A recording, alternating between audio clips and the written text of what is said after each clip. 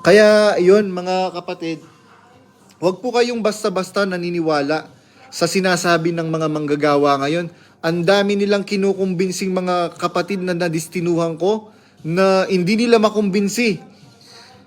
Pero mo pagsasalitain mo yung mga kapatid, you are convincing the brethren to testify against me, but the brethren are telling me, keep on telling me, especially those brothers and sisters who have a personal knowledge about me. Tama po, hindi po siya lalaki para harapin ako. Di po ba sabi mo, kung magaling ka, kung marunong ako magsalita, mas marunong ka magsalita, ba't takot ka sa akin, Daniel Rason? Bakit takot ka sa akin, Daniel Rason, na simpleng chimay lang ng iyong pamilya? Akala nyo itong dinadagok-dagukan nyo lang, itong niluluksong baboy-baboy nyo lang, itong minumura-mura nyo lang, po pwede nyong anuhin. Alam mo, Daniel Rason, kung papaanong minaliit ng mga Filisteo si David, na batang David. Dahil sa kanyang pananalig at pagtitiwala sa Diyos ni Abraham, ni Isaac at ni Jacob, sa pamamagitan ng isang bato, inihagis niya doon sa higanting si Goliath, nabuwal at natalo ang mga Filisteo. Kaya alam mo, Daniel Rason, kahiya-hiya ka. Kahit sa industriyang iyong kinalalagyan ngayon, kahiya-hiya ka. Biruin mo, ang baho-baho ng paa mo. Bakit ko sinasabing mabaho ang paa ni Daniel Rason? Dahil sa aking mataas na respeto sa kanya, kahit mabaho yung paa niya, minasahe ko siya. Iyon ba'y pang-aalipusta? Hindi. Lalo ko ngang minamagnify, lalo ko ngang yung taas ng respeto ko kay Daniel Rason. Pero, dahil sa iyong pagmamahal sa iyong nanay na nuknukan ng sinungaling, alam mo, marami akong saksi na nuknukan ng sinungaling yung nanay mo.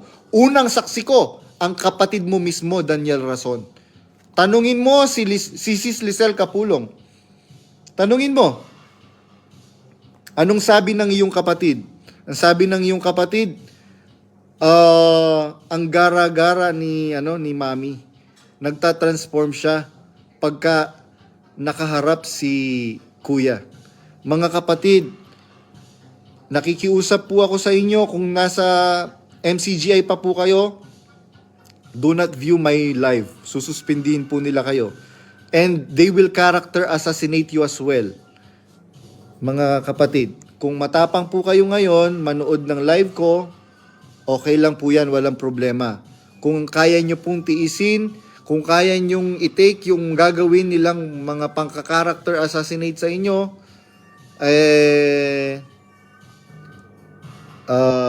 bahala po kayong manood. No po? Pero I would suggest na after ng live ko, doon na lamang po kayo manood. Mga kapatid, kasi nakamonitor po sila. Alam ko naman kung sino yung mga nagmo-monitor. Na yan.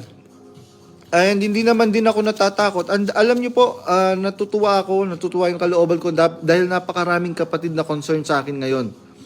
Sa safety ko, etc.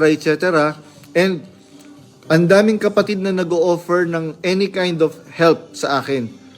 Ang sabi ko po sa kanila, ang kailangan ko po ngayon ang panalangin.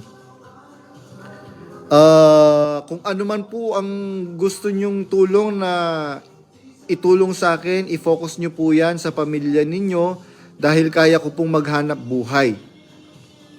Yun po ang sinasabi ko. Isinususpindi si kapatid na Emil Domingo. Brad Emil, matapang ka po Brad Emil Domingo. Kahit naman po magsuspindi sila ngayon, magtiwalag sila ngayon, wala na pong bisa ang pagtitiwalag at pagsususpinding gagawin nila dahil hindi na po ang Diyos ang gumagabay sa pamunuan ng MCGI. Hindi na po yung Diyos na makapangyarihan sa lahat ang gumagabay at pumapatnubay sa pamunuan ng MCGI. Sino pong Diyos ang pumapatnubay?